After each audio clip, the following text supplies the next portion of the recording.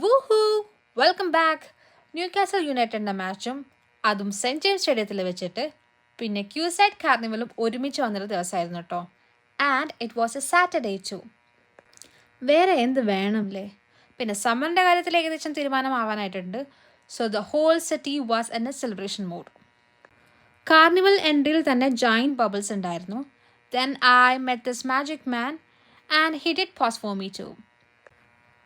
പിന്നെ ജഗ്ലർ ഉണ്ടായിരുന്നു, some characters ഉണ്ടായിരുന്നു, ഫ്രോസൺ ക്യാരക്ടേഴ്സ് ഉണ്ടായിരുന്നു.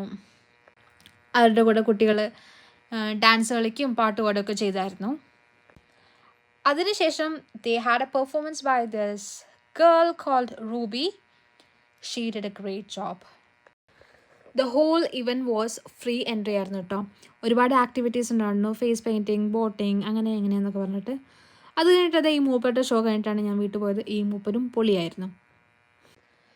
ദെൻ ഒബ്വിയസ്ലി ഇതിൻ്റെ മെയിൻ ഓഡിയൻസ് വന്നിട്ട് കുട്ടികളായിരുന്നു.